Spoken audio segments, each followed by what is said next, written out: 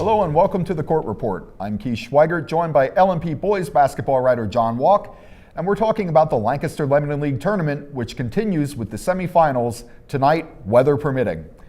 John, last Saturday's quarterfinals were pretty crazy. We had three of the league's four section champions go down in upsets. Only McCaskey was the sole survivor.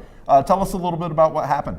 Yeah, I'll start with Lancaster Mennonite and Lebanon, since that was pretty much the game of the quarterfinals. That one went to double overtime. That Mennonite won 75-74.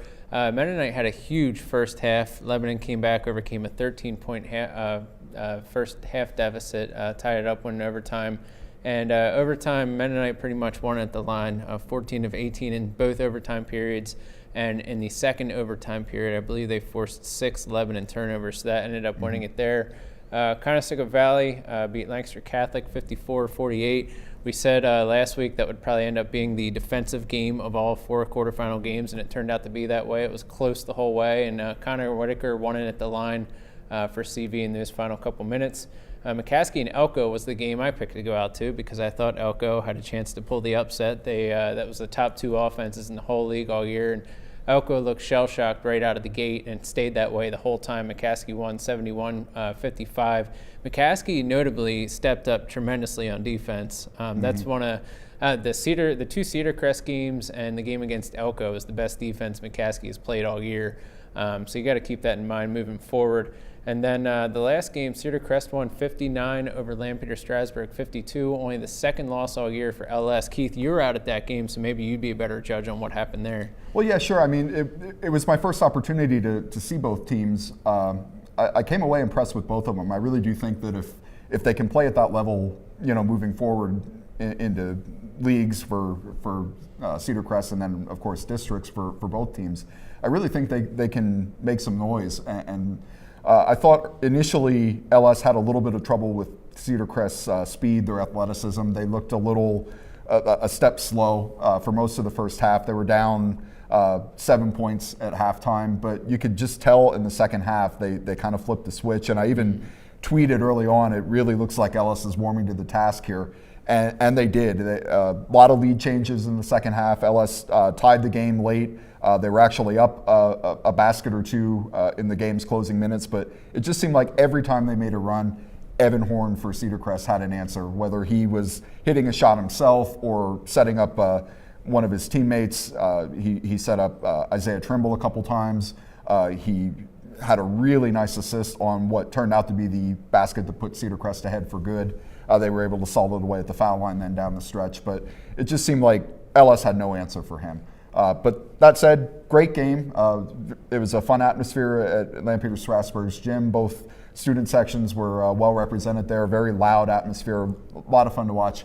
I really enjoyed it. It was a good game. Yeah, and LS seemed like they had Cedar Crest right where they wanted them. They've always been that second half team most of the year. They get behind early and then they make that big comeback. And I was like, here comes LS. But Cedar Crest did just enough to hold them off. And Horn probably had his best game of the year. I know he's had a couple 30-point games or plus this year, but that's probably his best output of the season so far. He had 26 points. And like I said, it just seemed like he had his shot whenever he wanted it. And nothing against LS. I mean, lots of teams have trouble shutting him down, but it just seemed like, whenever they needed a big play, the ball got into his hands and he made it, whether it was, he spotted up and hit a couple really nice 3 balls early or, set up his teammates underneath because you have to pay attention to him.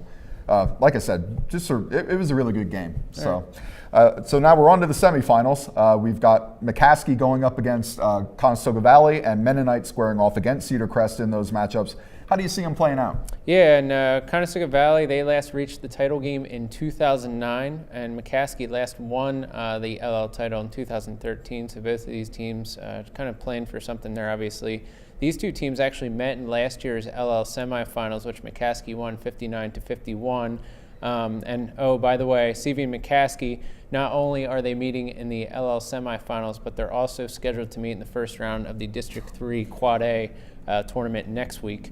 But yeah, just overall, Conestoga Valley, I was out watching them, I think the last time a couple weeks ago, 1-point win at Garden Spot after the break over the snow.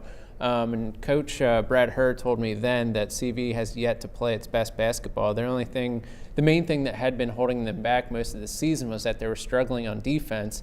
And over their last 4 games, they've held all 4 opponents to under 50 points in regulation. There was that overtime game against E-Town that they lost.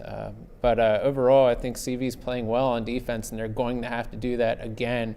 They're going to have to put out their best defensive effort of the season if they hope to stop McCaskey. But really, I feel like the Red Tornado, they're on a roll. They're on a mission to win this LL tournament. And I think they're just going to overwhelm Conestoga Valley. And they did meet previously. That's worth noting here back in second week of January. McCaskey won that by 20 points, and I think it'll be the same story. The other game, Cedar Crest and Lancaster Mennonite, that's scheduled to be at Warwick at 7 o'clock. Cedar Crest has played in the last 3 LL title games, having won the last 2. And this is actually the second time in 3 years that Lancaster Mennonite and Cedar Crest are meeting in the LL semis, as LMH actually met Cedar Crest back in the semifinals in 2014 and won that game as well. It's worth noting here, Lancaster Mennonite has not played in the LL title game since 1991. Wow. And that year, LMH played in the title game against Conestoga Valley. So if CV and LMH were to both pull the upsets, we'd have a LL title game featuring those 2 teams for the first time in a quarter century. But that's asking a lot. Overall, if you ask me for my prediction, LMH, they score a ton of points. They struggle defensively. And they have 3 common opponents. They have not played each other this year. They have 3 common opponents in Lebanon, Conestoga Valley, and there's one more that I'm forgetting, Lampeter Strasburg. LMH was 0-3 against them. Cedar Crest is 3-0. Cedar Crest, they're on a roll. I think we're on a collision course for Cedar Crest and McCaskey to meet up in the L title game. Well, we'll see how that unfolds. Tonight's winners will meet in that championship game Thursday at 7 p.m. at Manheim Township. John and I will be back later on in the week to preview that one. Until then, be sure to follow John and the rest of the LMP sports staff on Facebook and Twitter for more news and updates. For John Walk, I'm Keith Schweigert. Thank you, and we'll see you next time.